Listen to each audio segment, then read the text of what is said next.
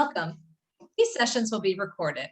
I'm pleased you can join us for the Business Education Resilience webinars with 1917. My name is Pauline Marquardt, and I'm the Executive Director of the Greater Bowie Chamber of Commerce, which is made up of members with common interests and concerns related to the business environment in the Bowie area. It is the primary professional trade organization in the Greater Bowie area dedicated to the protection, enhancement, and success of businesses in the Bowie community. The Bowie COVID-19 Business Recovery Assistance Program delivers online technical assistance to help Bowie businesses accelerate their post-pandemic economic recovery. This program is a collaboration between the Greater Bowie Chamber of Commerce and the Bowie Business Innovation Center Business Accelerator, and funded by the City of Bowie. During this webinar, it is best to be comfortable with your video on. Remember to mute yourself. Please ask questions through the chat unless otherwise directed. Welcome, William Eric Lindsay, Senior Business Counselor at 1917. Hey, Pauline, how are you? Doing well, thank you. Glad you're here. Good to see you. Good to see everyone. As usual, before we begin, let me just share my screen and just go over a couple things. I'm glad to see everyone here. So, as Pauline mentioned, this is a Greater Bowie Chamber of Commerce effort along with 1917, my company and my team. This is called the Business Education and Resiliency Webinars, and that's my contact information. My name is William. So before we begin, I always want to say thank you to the Greater Bowie Chamber of Commerce for just selecting myself and my team for presenting all these webinars to the business owners here in the Greater Bowie area. Obviously, we have people from the DC area, from Maryland area. So it's always good to have as many people watching these videos as possible because there's so much great information that the team is actually providing to everyone. So just want to say thank you to Pauline and Terry for putting this on. So as Pauline mentioned, this is a sort of like a programmatic series of webinars. So we started way back in January.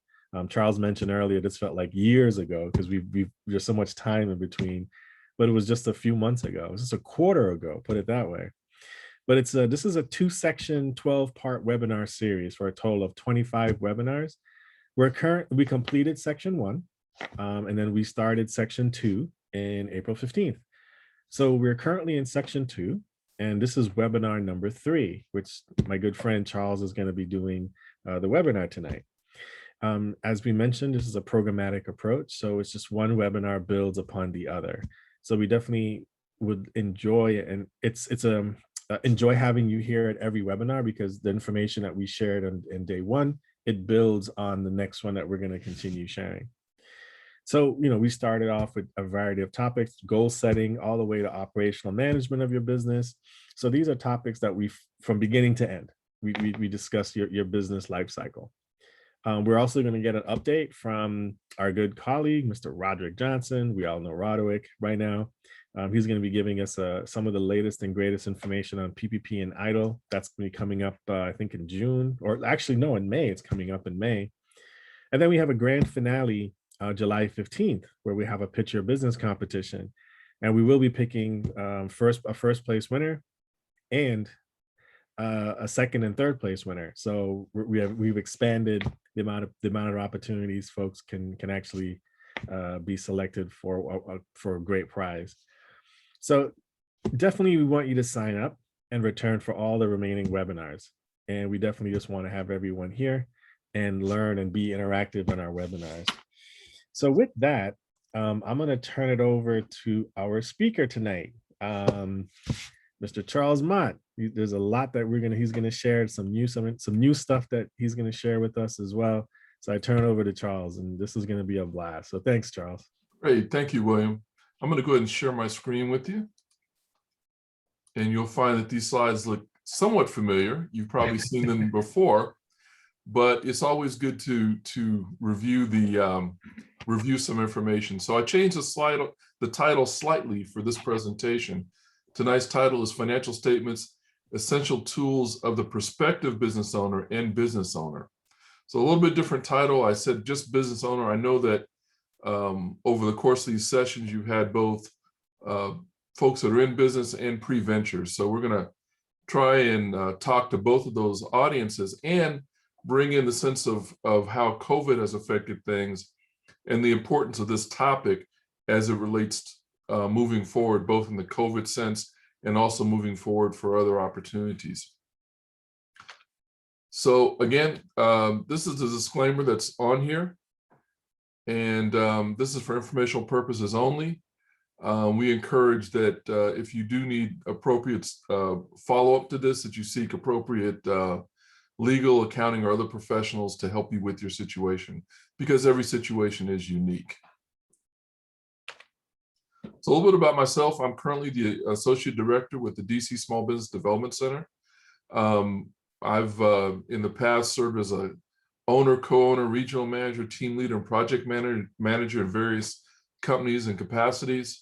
Although I look like I'm 35, I'm actually a little bit older than that.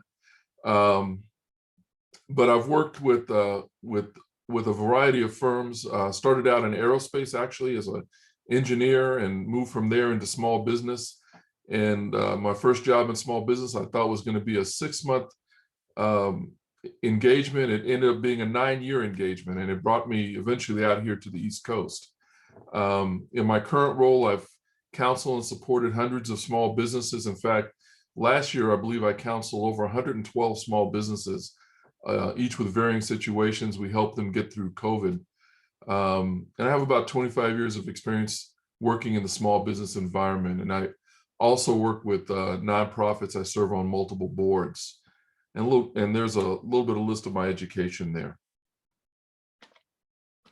So this is one of my favorite phrases. It's two quotes that I really like. This is one I really, really like.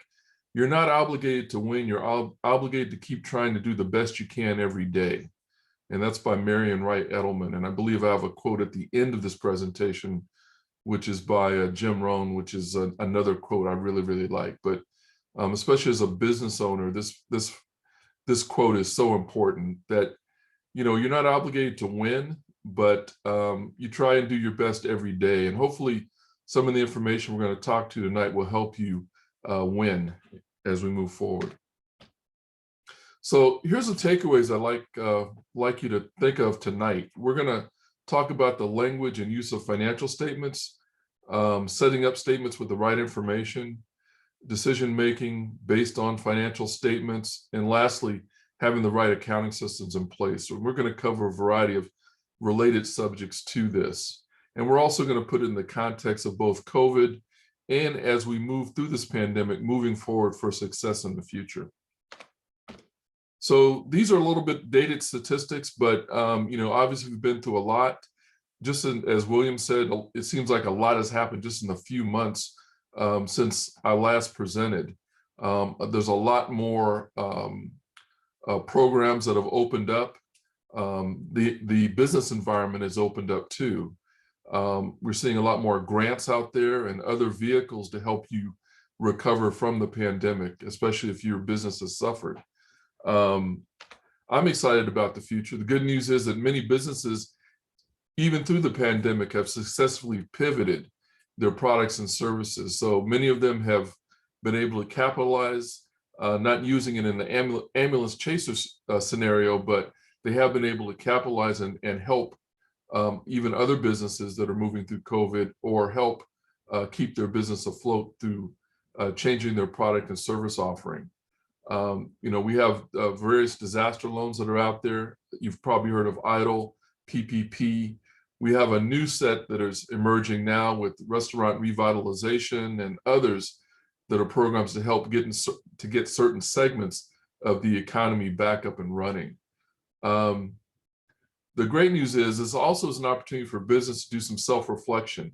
Some businesses are doing a SWOT analysis, and we'll talk a little bit about that a little bit later. Businesses are reevaluating where they are, maybe looking at modernization, bringing in some more sophisticated tools and other things to help them both get through the pandemic, but also to be ready for the 21st century in terms of their sophistication. And lastly, many businesses are seeking advisory and counseling services.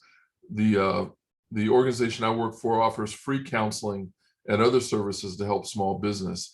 And there's a myriad of them out there. We'll talk a little bit about that too later on.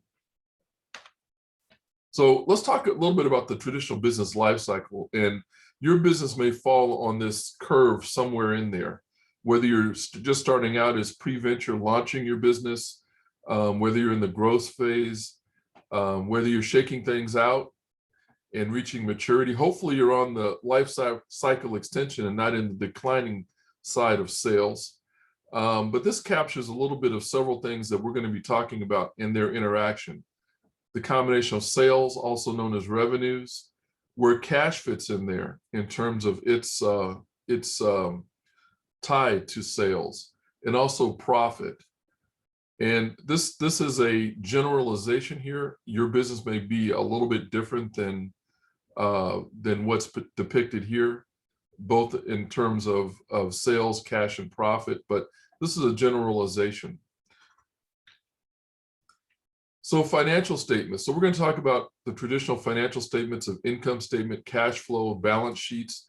Those are the staple of the financial statements that are typically used for various things, whether it be for lending purposes or for using it to make decisions. So one way to do it is use it for forecasting. If you're just starting out your business, you want to do some forecasting to look ahead. If you're an existing business, you want to do some forecasting to look at what's happening in the next year or 2 or 3 years. Historical statements will also help you with decision making, where you can find trends and patterns. And we're going to show some specific financial statements where we can glean that and how we can glean that information. And sometimes you use the information, these statements, to make corrections. You may find that your sales are dropping. You may need to modify your product line. You may need to shift your marketing. All those are part of using the information through these statements to move forward and help sustain and grow your business. Also, you can also use it for industry comparison. So if you're looking at your company, you can look at comparative data to see, am I fitting within industry norms for a variety of things, including maybe the cash I have on hand, the amount of inventory. There's a whole variety of things that you can look at to make sure that you're falling within industry standards. And again, all companies are different. So your business, even though it falls within a certain industry, may not match the industry standard, but it's merely there for comparison purposes. So, you know, I always like this analogy, and I use this a lot with my clients. Financial statements and using it as a dashboard, or what you see in front of you. You have a speedometer there in this picture. You have your temperature gauge. You have your fuel level and all that. They all work together to help you make decisions about what you need to do. If you see that your car is overheating, you pull it over. You check and see what the problem is, and you hopefully get back on the road and keep moving.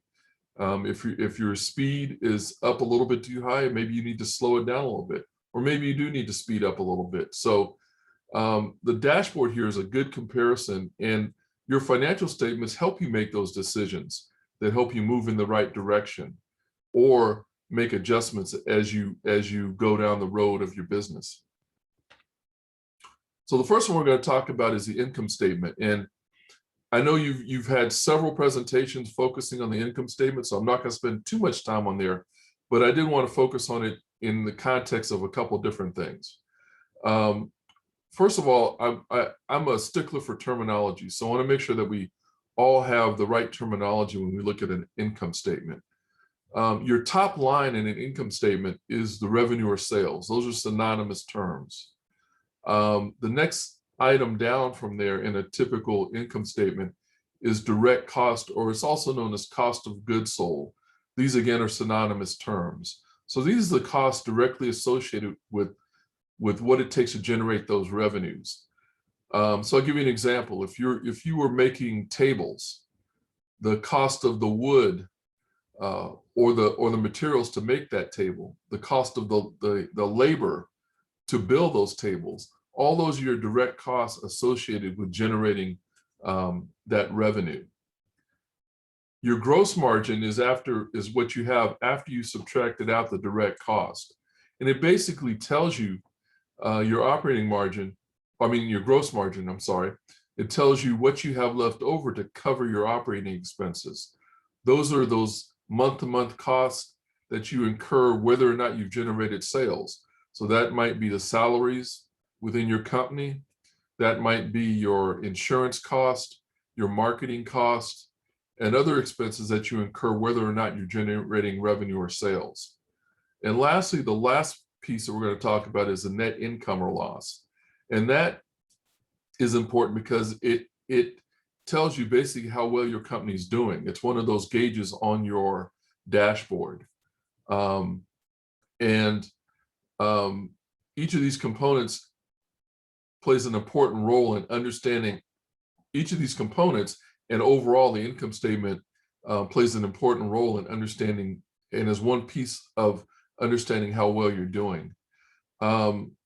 Also want to talk a little bit about accrual versus cash accounting. So accrual accounting is one method of accounting that's most commonly used in what you see on an income statement. So I'll give you a couple good examples. So if you have a cash-based business, and a good example is a vendor you might see on the street with a hot dog stand. That vendor is collecting cash for when he's selling hot dogs, or he or she is selling hot dogs, or is taking maybe these days POS, point of sale purchases, and he's doing those through credit and debit cards. So basically they're collecting the money right there, right on the spot. That's a cash-based business. So when they account their revenues, when they count their revenues, they look at it as a cash basis. It's when you collect it is when you get it. Accrual accounting is a little bit different. Accrual accounting, you'll see typically when you invoice a company for your product or service. So that's where you don't count the revenue that you get until, if it's a product-based company, you don't count the revenue until you actually ship it to your customer or they take possession of it. If it's a service-based company, you typically count your revenue when you invoice, and that's when you count it as revenue. So a little bit of a subtlety, but typically accrual is used by and large when you see an income statement, it's typically an accrual format. Just want to check, William, do we have any questions so far? None so far. Okay, good.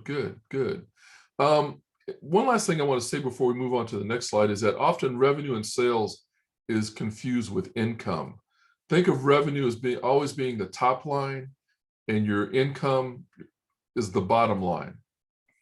And in this case, we're looking at, in this example, net income or loss before taxes. So we talked already a little bit about much of what is on this page already. And again, like I said, I'm a stickler for definition and accuracy. So just one more time, sales and revenue are the same.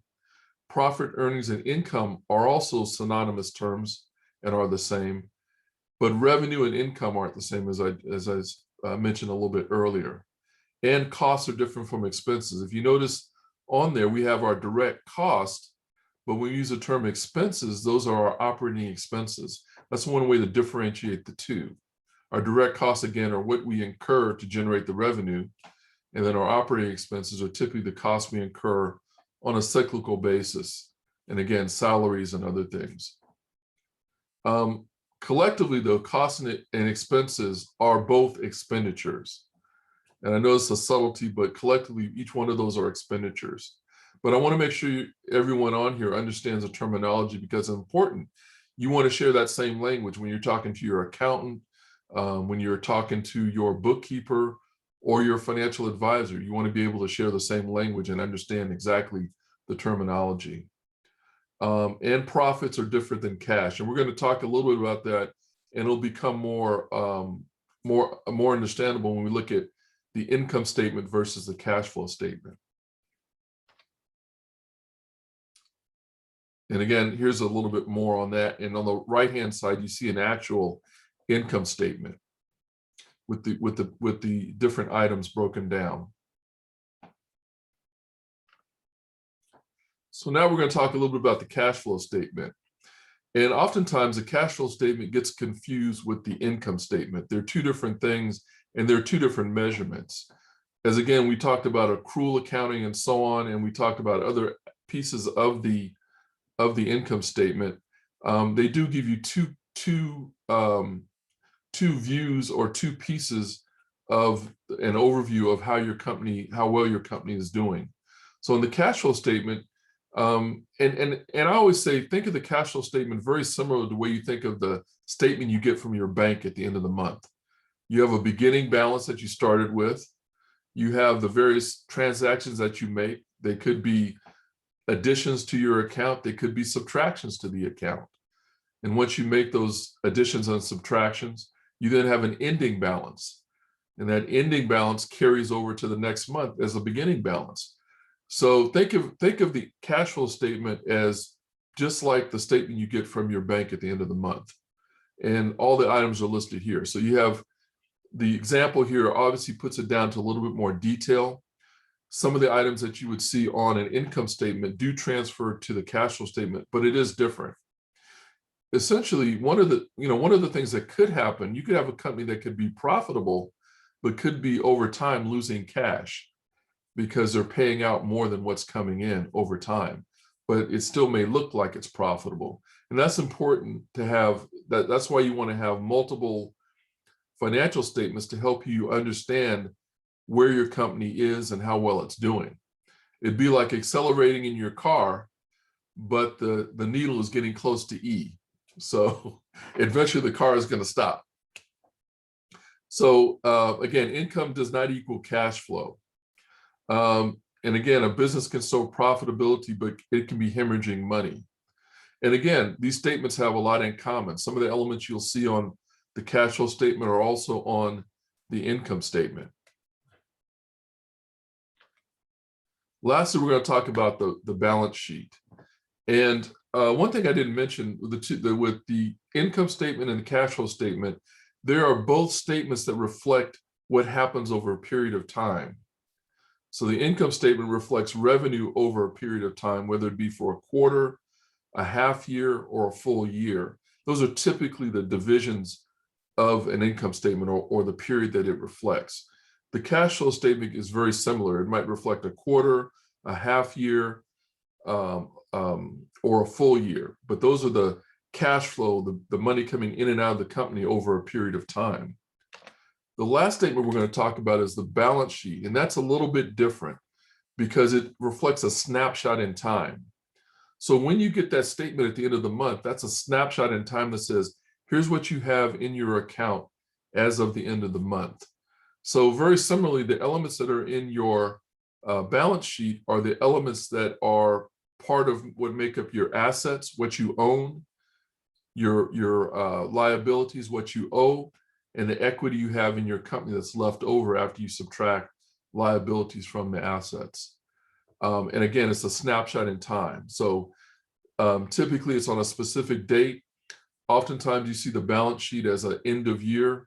Here's what the company looks like from this standpoint as of December 31st. Here's how much cash I have. Here's how much accounts receivable. Those are what people owe you. If you're making something, a product, you have inventories that have value. And you have what's called prepaid expenses. These are expenses that you pay in advance, such as insurance, that don't come in or don't become active until the next period. So you might pay your insurance, say in April, but the insurance that you pay for may not take effect, or the period that it covers may not be until, say, May. So that's one of the things you can put on the balance sheet, and it has a whole list of items there. I won't go into too much detail in the interest of time. Our liabilities is what you owe. So accounts payable, just like you're on the other side of the fence where companies owe you money. On the other side of the fence, there's companies that you may owe. It could be the company that provides your office supplies. It could be the company that does printing for you, but they send you an invoice and you owe them some money. So that's where any outstanding liabilities on a specific date are captured here in the liability side of the balance sheet, and other things that you owe. And you'll see it divided into two parts. If you notice it on the asset part side, it says current assets. On the liability side, it says current liabilities. So these are typically on the asset side, these are typically liquid assets that are easily sold off, for lack of a better term, or can be liquidated, and typically turn over within a year. On the liability side, these are typically items that you would pay within a year. Now, the reason why they call it a balance sheet is because on one side of the table, we have our assets. On the other side, we have our liabilities and our equity in the company. So if we took our assets and subtracted our liabilities, what's left over is your ownership piece in the company. And you can have both a positive equity in a company and negative. If you owe more than what you own, then you're in the negative. You can have a negative liability. And think of it analogous to your net worth as a person. There's stuff that you own personally, and there's all the items that you, there's what you owe. It could be a mortgage or other things. So if you subtract those things from what you own, what's left over is your net worth. So this is the business version of the of that same concept. So this is where we get to the meat and potatoes of things. This is where we look at, we've discussed the three pieces. We've discussed our income statement, we've discussed the cash flow statement, we've discussed the balance sheet. So this is part where this is part where we get more information that's we pull from our dashboard, so to speak. So one of the ways we try and analyze and glean information is looking at what we call common sizing the numbers. So in this case, we break things down as a percentage of items within the given financial statement. So in this case, we would look at on the balance sheet, which is on the left-hand side, or an example of one, we would look at, I'm sorry, the income statement on the left-hand side.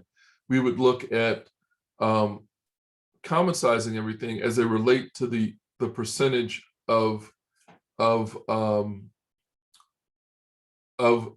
cost of goods sold. So in this example here, represents the 100%. Your gross profit would be 70% of it, and so on. All of the percentages you see here are percentages of your cost of goods sold. In a lot of cases, you'll see this as percentage of revenue as opposed to cost of goods sold. So this is an example of how you take this information. So for instance, if everything was the same from month to month, but if you notice that let's say your operating expenses, your cost of goods sold are exactly the same in 1 month, but your cost of goods sold or your expenses change in the next month, but everything essentially, you've sold the same amount, everything has stayed the same. This is a way of identifying maybe there's some issues going on. Maybe your cost of shipping has gone up. Maybe there's other things that need adjustment. Maybe you need to look at different vendors. So this helps you glean additional information to make a determination about how to move forward. On the right-hand side, we have a balance sheet. And again, we're using percentages to break down, relatively speaking, the percentages. So for instance, on the asset side, our total assets are 1.8 million and some change. It represents 100% of our assets. But then the further breakdown shows what the percentage is of our cash, our accounts receivable, and so on. And again, we talked earlier about comparing this to industry standards. You might find that this may represent your business, but when I compare it against industry standards, it might be that your receivables should be a little bit lower. Your inventory may be a little bit lower. So these are all benchmarks to help you make decisions about maybe making some changes or alterations there. Also, this is information too that your lender will look at. And we're going to talk about ratios in a minute. One of the things that's very important is one of the things we found, especially during COVID, is we looked at companies that were trying to provide information to submit for getting disaster relief, for grants, and other monies.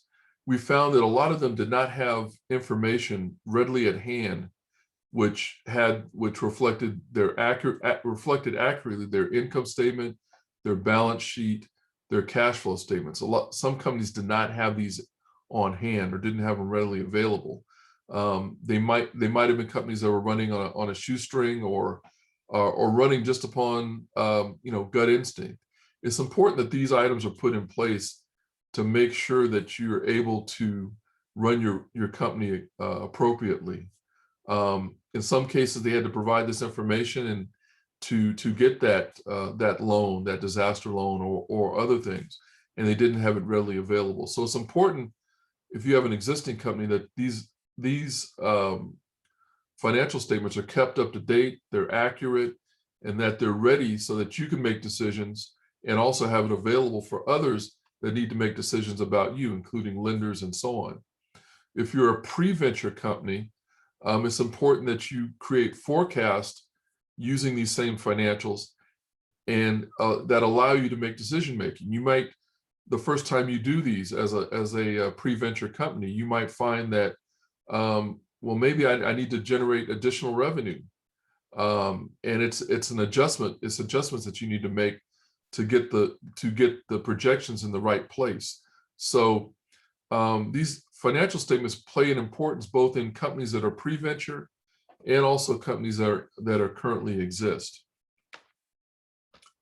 This is a list of common ratios. There's a ton more, but these are commonly ratios that you'll find that are used both for your own decision making and also depending upon who you're talking to, whether it be a lender or somebody that may be an investor in your company.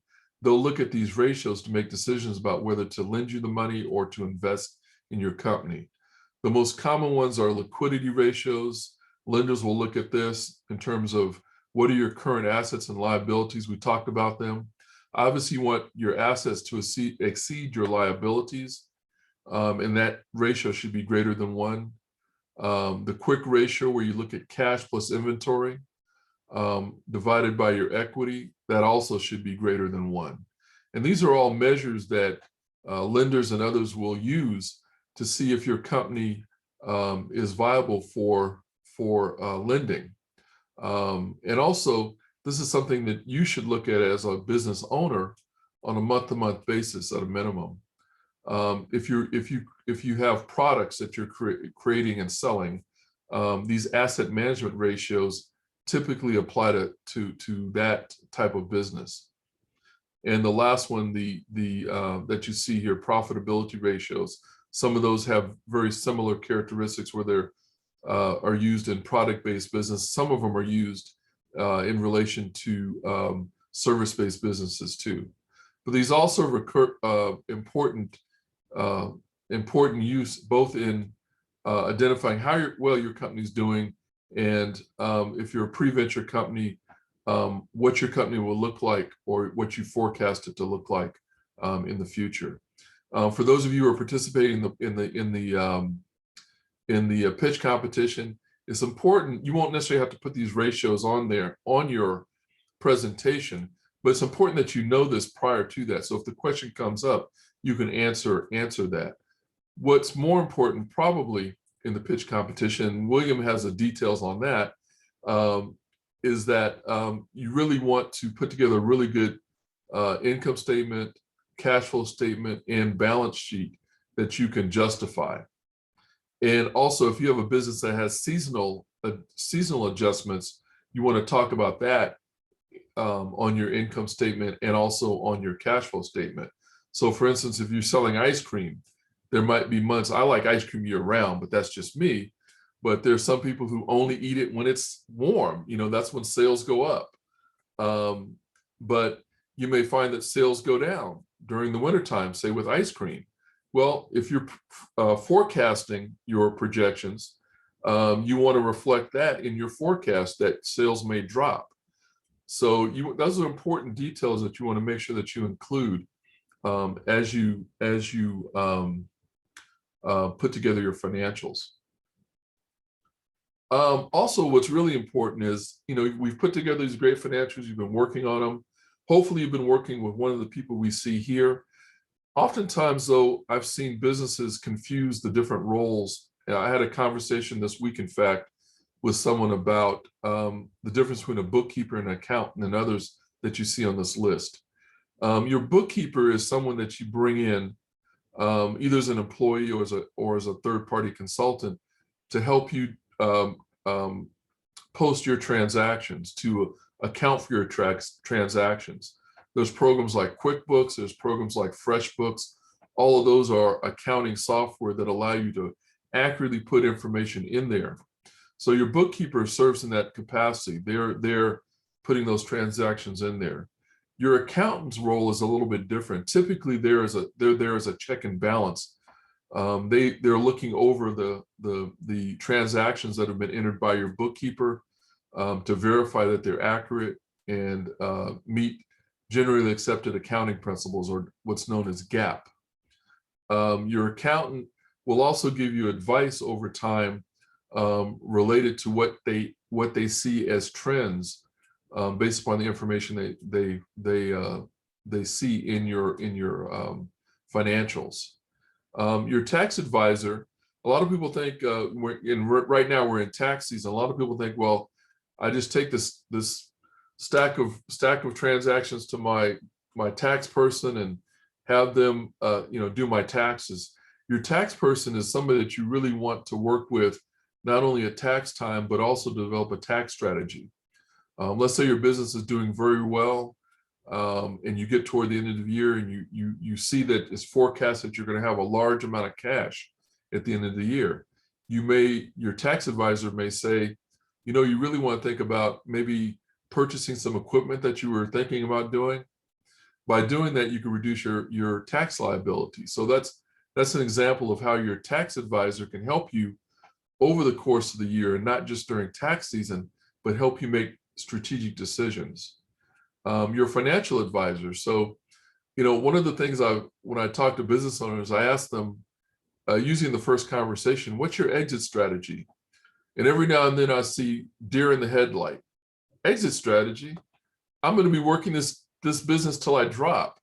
Hopefully that's not you. Hopefully you have a strategy where you're going to work it for a given amount of time. You might pass it on to your children. You might sell the business, but you want to think about what happens down the line. That's where your financial advisor comes into play.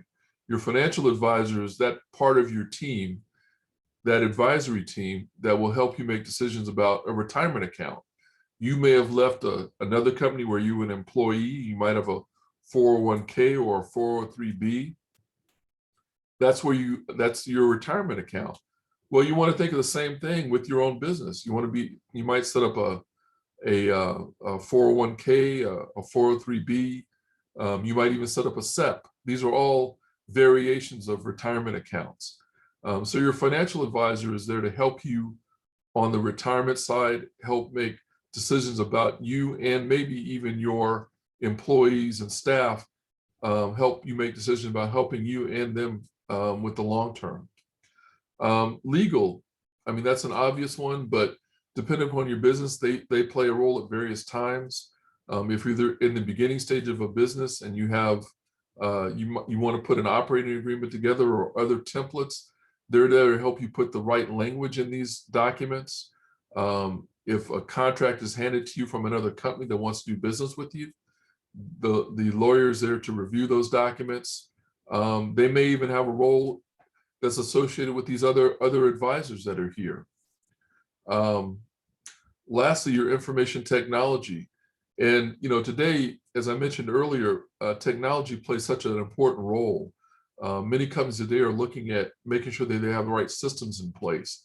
And especially as we move out of the pandemic and businesses move back into quote unquote normal conditions, it's important that you have the right technology in place. We recently just did a webinar on restaurant-based businesses through the DC SBDC, and we talked about the importance of having the right POS, point of sale systems. We talked about having the right inventory, how much systems to keep track of how much food you have or ingredients that you have in place, so that you don't run out, so that you can continue those sales. And depending upon your business, there might be a whole variety of different tools that you may need. You may want to track your customer sales through, if you have a service-based business, through a CRM, customer relationship management system. It's another tool to help you run your business better and help you make decisions better. And that encircles everything that's all parts of your business. So you want to have a really good IT person, and preferably somebody who knows a little bit about your industry, so they can direct you to the right tools that support what you do. But this collectively is your typical advisory team that you'd want to have. And it's important too, what we covered before in terms of financial statements, all those important in terms of understanding a language. Most all the people that you see here know that language that we talked about, whether it be talking about revenue, income, cash flow, talking about the balance sheet and its components, assets, liabilities. That'll be the language that you're going to talk about with them. And I know it can be daunting for many business owners, especially those who are just starting out, and entrepreneurs who may not know that language. But it's like anything. Over time, you don't have to be an accountant, you don't have to be a CPA, but it's important that you at least understand the overall language so that you can converse properly and make the appropriate decisions, with your business. I mentioned SWOT analysis up front. This can be an important tool, and not only if you're pre-venture, but also if you're an existing company. One of the first things I suggested to many of my clients who were existing business owners during COVID, one of the things they asked me, well, what do I do?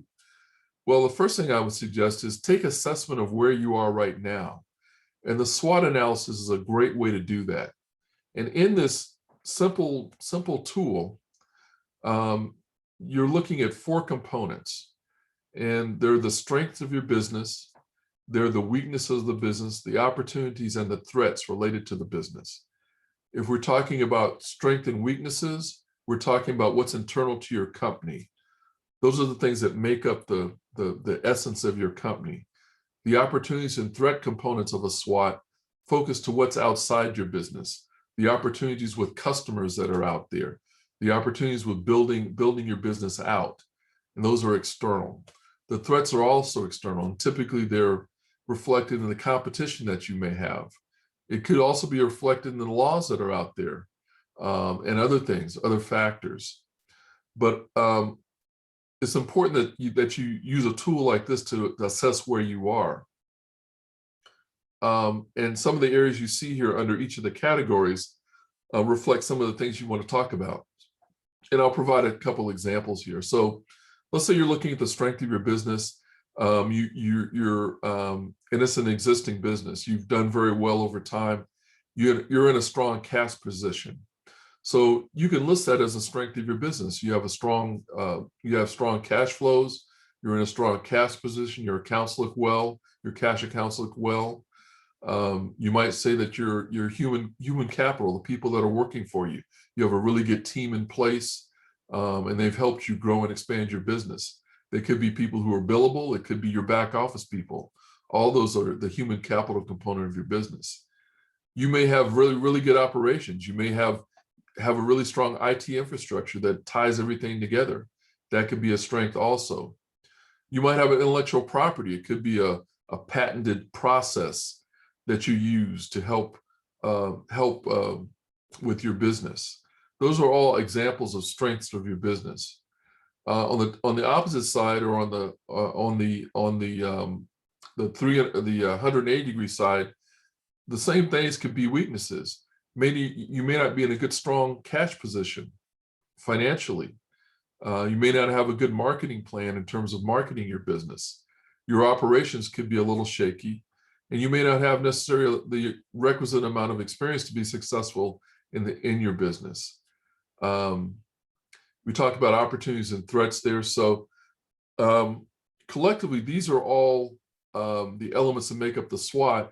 And from there, you want to make decisions about it.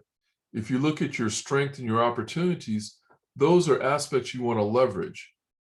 So if you're in a good cash position, let's say with strength, you might use that to maybe purchase equipment so it gives you additional capability to generate additional revenue. Your weaknesses and threats are things you want to mitigate. So if you're not in a good financial position, you may look at a loan or a grant or other means to bring in capital and money into the business to help you sustain it. And each of these should be done at different periods of the business. This is a diagram we showed earlier.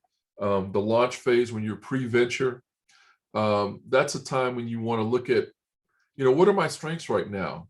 Is it the skill set that I have? I'm just starting out. Am I going to leverage my skill set? Am I going to leverage my my Rolodex? I know that's an antiquated term. Rolodex is something that probably Will and I know from years ago. Today, you would call it your database, your customer database. But you want to look at those things. As you proceed through this diagram here and you move further out, you want to continuously do a SWOT to make sure that you're functioning properly. It's a way to kind of do a check and balance. I always suggest a SWOT analysis probably at least twice, maybe quarterly during the year to kind of see where you are. I would suggest also doing this with a third party, preferably somebody who is objective and they can provide a balanced approach to it and maybe ask you some questions you didn't think of. There's a lot of free services out there. We'll talk about that in a little bit. But the SWOT can be a good way to leverage the information you've taken from the financial statements we talked about earlier. Looking at those will give you the information that you may put into your SWOT analysis. So now we're at the summary part, and we're going to take questions here. Again, I think it's important to set up a strong financial platform. You might use QuickBooks or FreshBooks or other platforms. Those are good ways, strong accounting systems that can be utilized. You want to make sure you have the right people. If you don't feel that you have the skill set to put that financial information together, find someone that can. If you can, get a bookkeeper, an accountant, or other folks that can help you. It's important to understand the language of financials so that you can communicate properly, both with the folks that are part of your advisory team, folks that you're talking to in terms of lending, or other folks. Have checks and balances built in. So for instance, I mentioned earlier, if you have a bookkeeper, you also may want to have an accountant periodically look over the books to make sure they're done properly. Leverage your historical and pro forma financials for decision making. During COVID, it's important that you look at what's happened historically. You might use this information to make a pivot to a different product or service. Or even if as you move out of COVID, you want to look at the data that you've put together to see how well you've done. Some businesses I know of have done really well during COVID. In fact, the revenues have even gone up. If you're just in pre-venture, you want to put those financials together to make sure that you are that your numbers present the best picture for the business that you're trying to show and to get money for. And engage third-party resources for assistance. There's a lot of resources out there. The organization I'm affiliated with, the DC Small Business Development Center, it's a national organization. We're grant funded through the SBA. We're not the SBA, but we're our resource partner, and we provide free technical assistance and other services to small business. We're located in every state. I happen to be with the DC Small Business Development Center. We support businesses that are located in DC. There's other resources out there. There's SCORE, there's Women Business Centers, a whole variety of resources out there. And I'm sure in follow-up, we can get a list of those to you to help you. I always say start there with first. And then if you, as time goes on, you can afford to, bring on paid resources that can sustain and build your organization out. And lastly, if you can't afford it, have the proper advisory team in place. It's important that you leverage their knowledge, and hopefully they can grow and expand with you over time with your business. Here's some reading, a few books that I suggest depending on what type of business that you have. This is something I have. I have all these books listed here. Financial Statements by Thomas Idelson. Great book. The front part of the book gives a great overview of these concepts we just talked about. Financial statements, the back part of it gives you a real world example with numbers of how to address these financial statements. If you have a nonprofit, he has a similar book for nonprofits, Budgeting Basics and Beyond. One of the key things is important to have a budget, moving forward, something you put together before you get to the next period. Target Funding is a good book by Kedma O. Kedma is actually a former Oregon Small Business Development Center business counselor. And over the years, she accumulated a great deal of knowledge about different sources for getting funding. So that's a really good book to have on your shelf. Lean Business Planning by Tim Berry is a really good book. It's a good methodology to walk through how to get your business set up and a good process for putting your business together. Lastly, The 5 Choices by Kerry Kogan. And that's a really good book too, but it's focused more on being more productive. And really it focuses on 3 areas: your decision-making, decision management, your action management, and then also lastly, your energy management. So these are really good books to have on the shelf. I'm an avid reader, and I think it's always good to be a continuous or lifelong student. There's always something new we can learn. I would also encourage you also to get a mentor if you don't have one already, and make sure you pick the right person for what you're doing, and somebody that you can grow with. Over time, you may find that you get more and more mentors, but it's important to have one to help you as you move along. So now we're at a good point. I think we can take questions. I think that was my last slide. And this is the Jim Rohn quote that I really, really like. And I think it really applies to business owners so much. Success is nothing more than a few simple disciplines practiced every day, while failure is simply a few errors in judgment repeated every day. And I think it's so applicable both to our personal life and also to our business life. So with that, I think we're ready for questions. So I'm going to stop share and shift over to see everybody who's here. Well, Charles, I don't have a question, but I have a comment, which is, I wish I'd met you 25 years ago when I started my first business, because your exposition is so clear and so orderly and so reassuring that I think it should be a terrific help to anyone who is setting up a business or running one. Great, thank you. I wish I knew 25 years ago what I know now. Yeah, me too.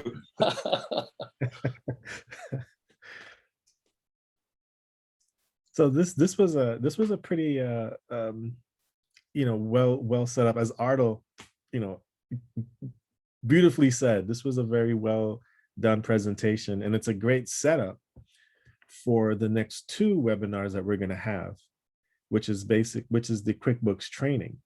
And next week we're going to have Manny Cosme from CFO Services Group talk about the basics of QuickBooks, and then the following part 2 of that is going to be a little bit more advanced information on QuickBooks. So this particular webinar was set up, and Charles again delivered it beautifully, to really go into some of the basics of the financial literacy portion of it. What is a cash flow statement? What is a balance sheet?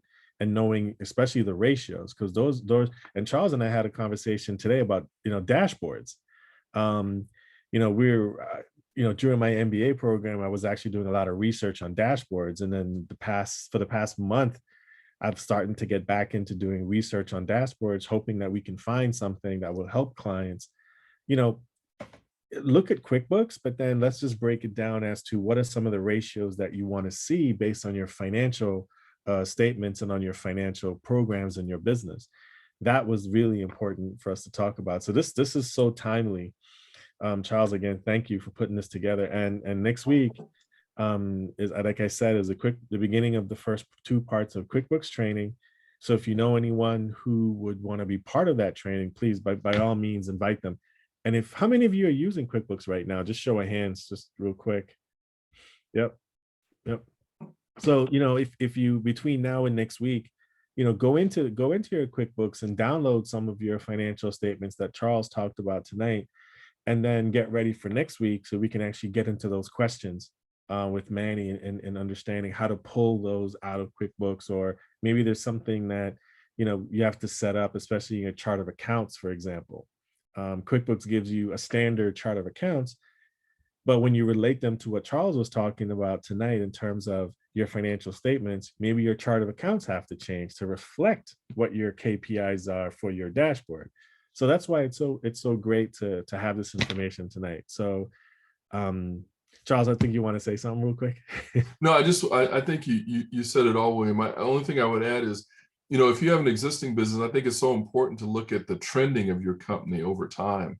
And that's where you really glean something or glean the great information. And that is, if your company's been in business for 3 years or more, you have that data to kind of show, how well you've done or room for improvement.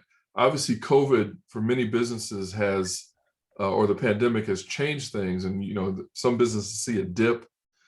Some businesses even have gone up in revenue, but even in the context of COVID, I think it's important to glean this information to always see how you can do things better and better. Yep, definitely. That's a great point. You certainly want to understand your trending, and this is the time of, well, it's every day, any day of the year is the best time of year to look at your financial projections. And I'm actually working with clients now, redoing some of their financial projections, because the first quarter ended, but also last year, really their books are totally closed, but now they're starting to look at the projections based on 2020. But then you have to go back and look at 19 and 18, because 2020 was just, we all know what it was. It was a pandemic year. So everyone's numbers are a little bit off. We saw some numbers go up. And as Charles mentioned, we did see some companies with their revenues actually just shot through the roof. So we're like, well, how do we replicate that? Not the pandemic, but how do we replicate the effort and the marketing and the sales and things like that? And what does it take to sort of sustain that over time? So those are a few things that you certainly want to look at. And this is the basics. This is the financial literacy. This is part of your foundation. So yeah. So just want to thank everyone. If there's no questions, just want to thank everyone for being here. Great to see you guys again. And just really want to, hopefully we'll see you next week. And Charles and Ardo and Charles Jackson, the engineer, and Mike, thank you guys for being here. So I'm gonna turn over back to, well, before I do that, there's something I have to share with you just real quick is, let's see. Yep. So as I mentioned, again, next week, it's the next session, and the next 2 sessions are back-to-back sessions on QuickBooks training. And we're going to have my good friend here, Manny Cosme, owner of CFO Services Group based in Washington, D.C., has clients all over the place, all over the U.S. And he's going to be doing the QuickBooks training. So QuickBooks 1 and part 2. So just look out for that. And he does a lot of work with Charles and I as well. So we all know him pretty well. And he's been in the DC area forever. So he's a good add-on, excellent add-on to our webinar. So this is a great segue. Charles was perfect. Now we're going to get into some operational stuff with Manny next week. So with that, Pauline, I'll hand it over to you. So thanks again. All right. Yes. And Manny, like all of your presenters, are very approachable. So that's good. Yep. Cool. So,